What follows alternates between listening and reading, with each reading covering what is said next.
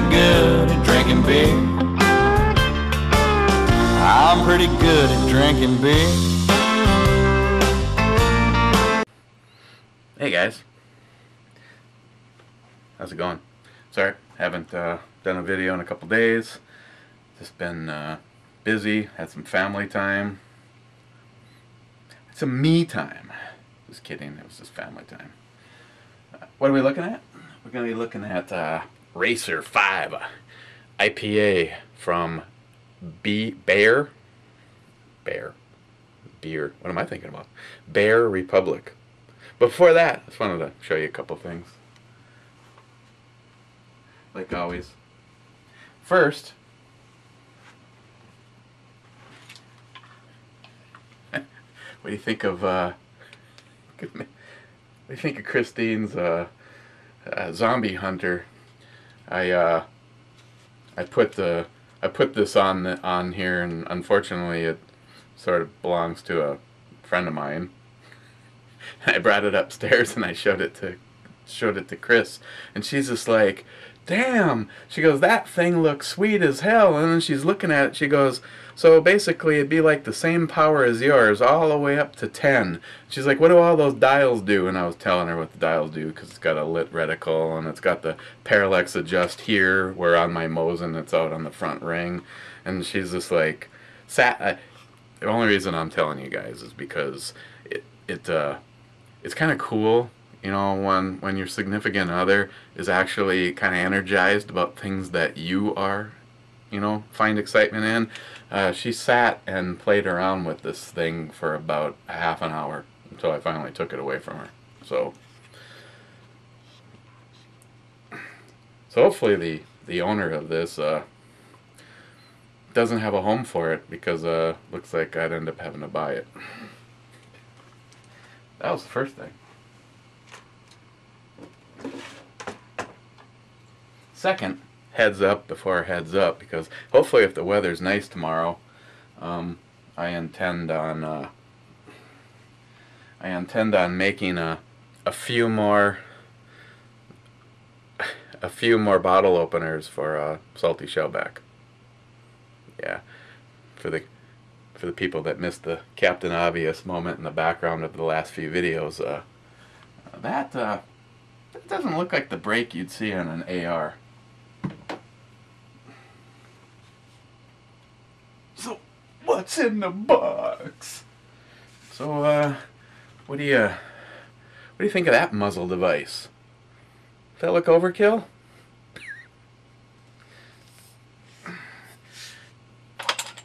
It's probably not overkill when it's a BMG 50. Like I said, you guys always seem to get, you know, privied on the stuff before everybody else. And long story short, if you're at the shoot this year, you can shoot this as much as you want. It's a BYOA, so whatever your wallet and your shoulder can handle. This scope is brand new, and I'm inquiring with my gunsmith. I'm supposed to actually give him a call as soon as we're done with this video, about having this professionally mounted to make sure it stays in place on here. It's kind of a bad boy scope, 6 by 25 by 56 with 35mm tubes. Yeah, the barrel on this thing weighs 15.5 pounds.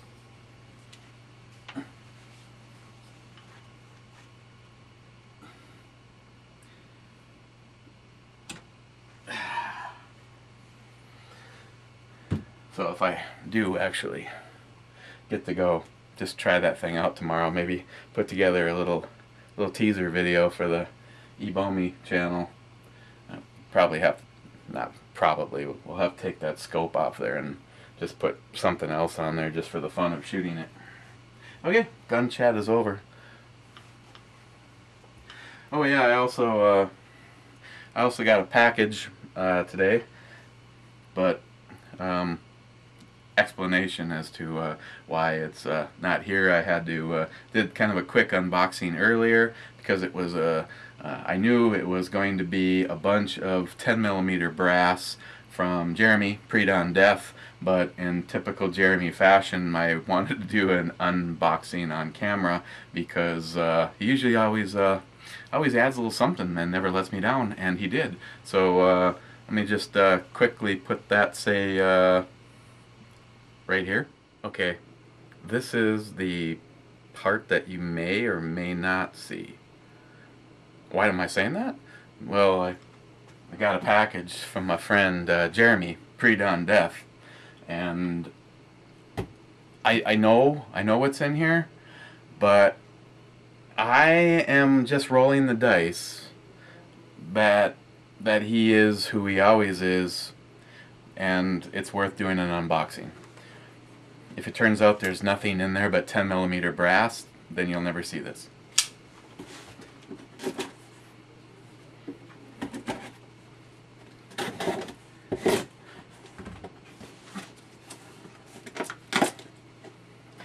And I was just feeling patriotic that actually is an American flag.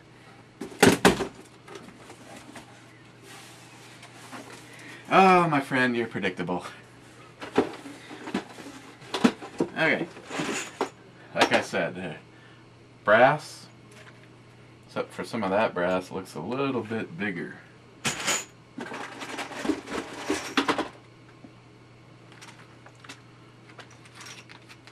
Looks like 44.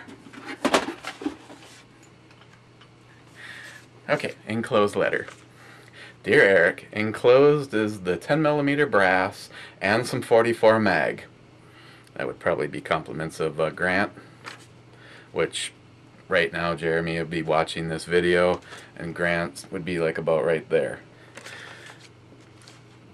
Dear Eric, enclosed is a 10mm brass and some 44 mag. Also enclosed is your favorite Alanis Morissette CD and a sticky copy of Girls Gone Wild. Have fun, see you in September. Love, your best buddy, Pre-Dawn. Fuck yeah, it's in there too.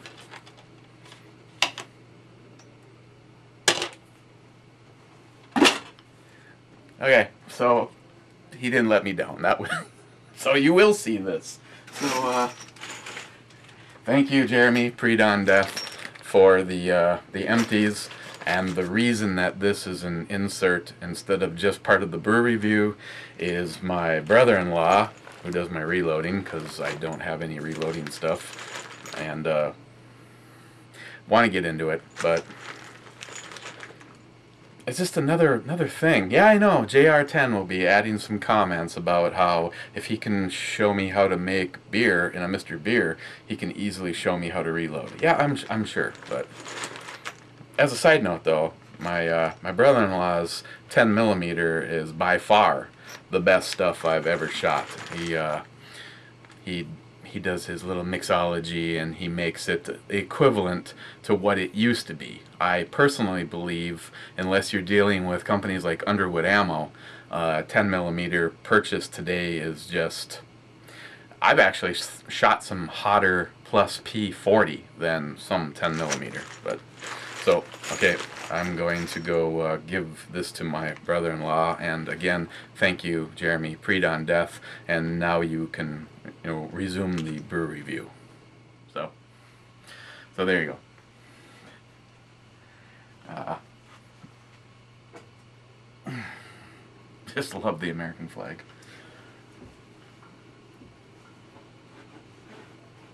Let's open this up with a 50 cal round, except for this one is missing some powder. And it looks something like that.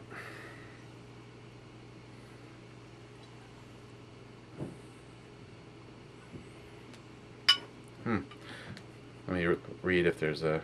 This one actually, there's stuff on the bottom. Golden, well, hopped, bottle conditioned. Okay. Well, there you go. It's bottle conditioned.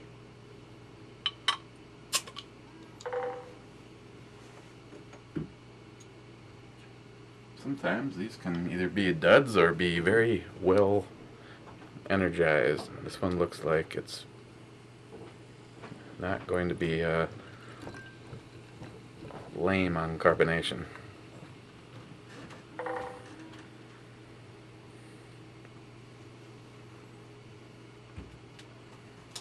Not that I ever bother checking my phone while we're having our together time.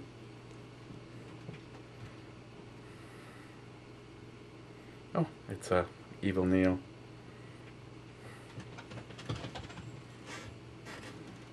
Oh, and he's having a beverage. Oh, look, a new addition. The dot matrix case. In case you're wondering they are kind of cool, and it does actually add a level of protection for the phone, which being that phones are really damn expensive, I actually have not. So anybody that's been trying to get a hold of me during the day, I do not carry it with me. Just kind of check it every now and then. It's not worth trying to figure out how to replace a $600-700 phone because it fell from the top of a scaffold. So there you go. Smells like beer. Definitely smells like hoppy beer. Got citrus. Kind of a little bit of grass in this one. Regular grass, that is. This one is from Ed, USA, F Ed. So, cheers on this one.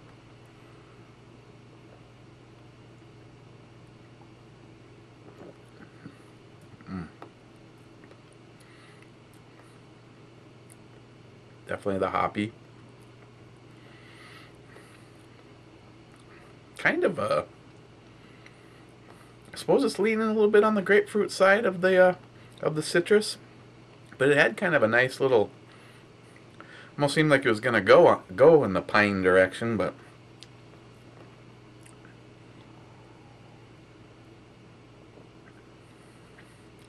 kind of even before the citrus. This one kind of gives you a little nudge in the dry direction. Then you get the citrus.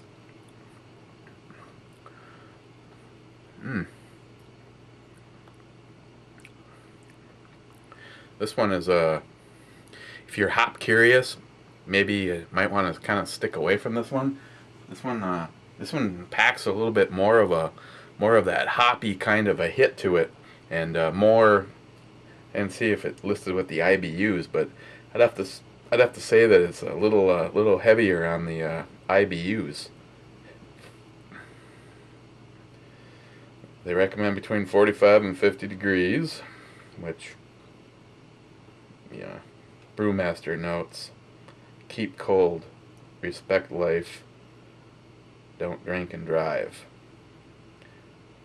Real ale is alive, yeast is good. We got notes, but not seeing an alcohol percentage on this. Of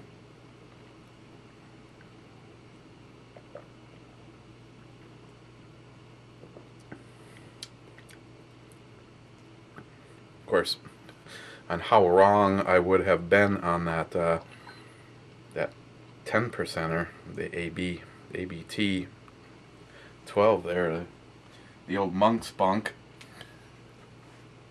I'd say this one's, I'm not really getting an alcohol warming or anything from it, but that kind of a dry bitter right up front in your face, the citrus, a little bit of a bready sweetness,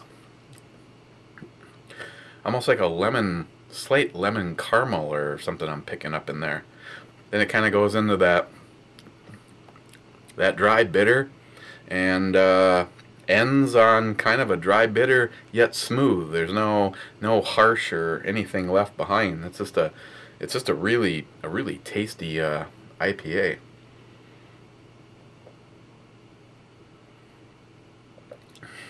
Like I said, sometimes I seem like I nail them pretty close, and the next time I feel I'm about as far far wrong as it can get.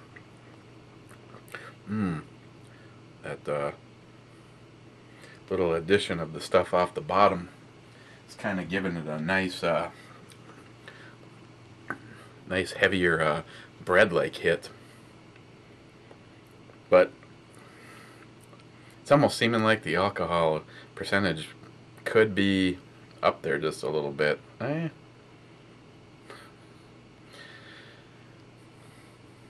guess I'll guess somewhere between 7.5 and 8. Maybe the 8. I don't know. And was it Bayou Chili Head? You're like, well, you could look it up. Yeah, I could look it up, but then I might be looking up everything about it, what other people thought, what flavors could be in there, and I just assume, find them on my own. Sometimes it's draw a complete blank when I'm standing here talking to you, and later on when I'm sitting up at the computer trying to fill out some kind of a definition on it. It's the father-in-law, but I'm gonna have to dish him because I'm drinking beer. Yeah, Roger, I didn't answer. Hey, Roger. Yep, still not answering. It's fun though. He's a cool dude. He's a really cool dude. Christine says, I didn't have to, be brought up, but over the last few years, she thought, he'd all sorts of things that he would have never done in the past, like he took up golfing and that kind of shit. She thinks maybe he was struck by lightning or abducted by an alien, and now the new Dad 2.0 has been upgraded, and she's like surprises. He was an absolute freaking nervous wreck during her cancer surgery, and she was like honestly surprised. I mean, it's like the doctor comes out and it's just like, well, if there's any questions, and he's just like boom, boom, boom. It's like, did you write all that shit down? So it's really cool. I'm definitely blessed in my previous life.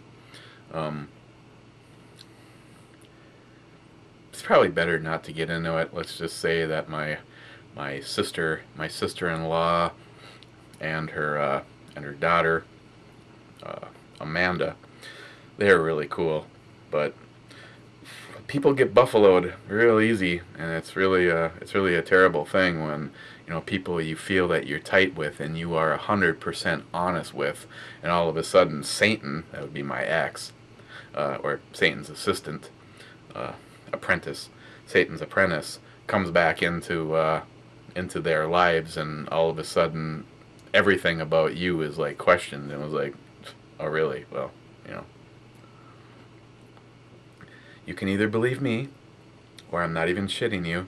You can believe a woman who has, in consecutive order, 666 in her birth year or birth date, 666 consecutively in her social security number, and I was always afraid to look on the back of her head, yet there was plenty of opportunity, if you know what I mean. Seriously, this is my first beer. I'm just looking forward. Work today. Did a bunch of, when you get sent out on the boss on doing a bunch of service calls. Someone renting a house that's produced a punch list. Tenant was really nice. No, not gonna knock her. We'll see what happens in the long run. But I just want this right because I want to really take care of this place. And it's like, when you put together to do a list of things in your brain, you're like, yeah, it's like 10 minutes to do that. 2 hours later. 2 hours later and 2 trips to the hardware store, you finally got it just done. It was good. So yeah, after a day of work, looking forward to just have a beer, spend some time with Christine. Sam's off running, and informed me that she'd let me know if she was going to be home or not tonight. Yeah, I would definitely get this again. Beer Republic's Racer 5. Racer 5 is an aggressive style IPA. Yeah, it's... Keep thinking I'm missing that, though. Why they wouldn't put it on there, I don't know. Wow, I'm really kind of liking this. I'm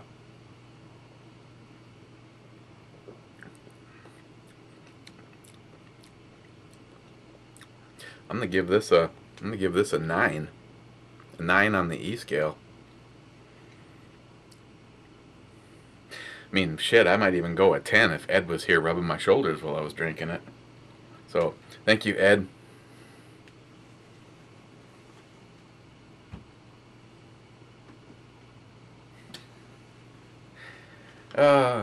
Crap.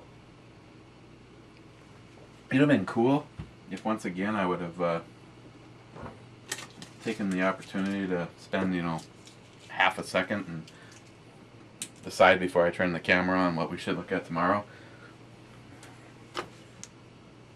You could just reach in there and grab something.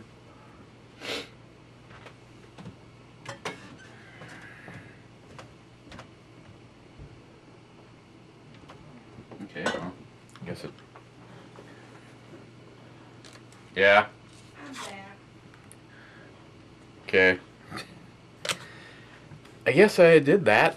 It's something from New York Half-Ass Prepper. And it's not a beer. Mackenzie's Hard Cider. An American tradition. 5% by volume. Black cherry hard cider. So, yeah, I guess that's what we're looking at tomorrow. Okay. And then hopefully I'll be able to give you an update on that. Probably bring a maybe.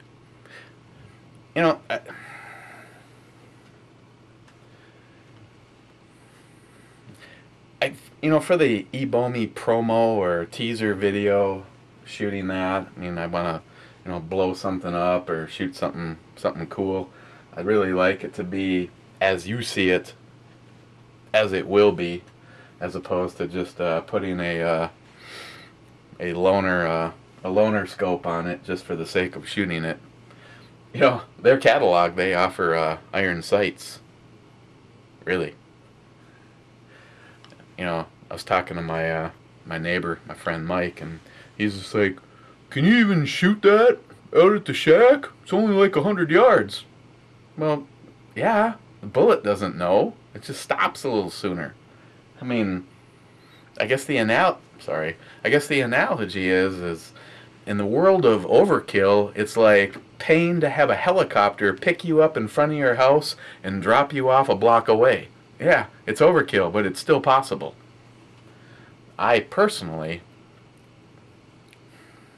without having to maybe go way up north to my aunt and uncle's house where they have got a bunch of property, I don't know anywhere I can go that can actually get stretched out enough that thing, as is, I mean, when I'm working on my Mosin project, that I want to be, with a little help from John Huber and Huber Concepts there, I was hoping to stretch that thing out to, work my way up to 5, 6, 7,000 yards, but obviously the weakest link in that kind of platform is always going to be your scope. The Vortex Crossfire that I have on the Mosin, that's in the world of long distance shooting, that could only be described as a starter scope.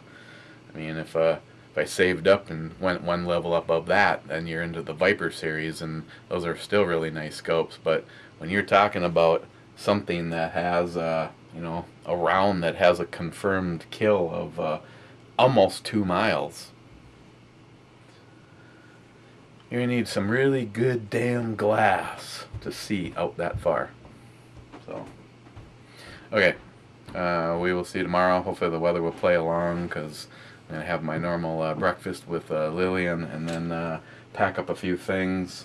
I want to get out and shoot my AR, not only because of that, you know, Matt from ATI, I'm sure he never sees anything that happens over here. I could say whatever the hell I want, but, you know, I still take a lot of pride in the fact that in my videos, if I like it and I do a video on it, it's probably because it's like the real frickin' deal. The X2 grip, you know, I've got the generation, the first one on the Ruger there, and sorry Matt, but I also had it on the zombie gun, and now I've got one from I don't remember what one that one is, but yeah, the new X2, that's the real shit. I don't, at least for me, you know, my hand is huge. Now I like a bigger.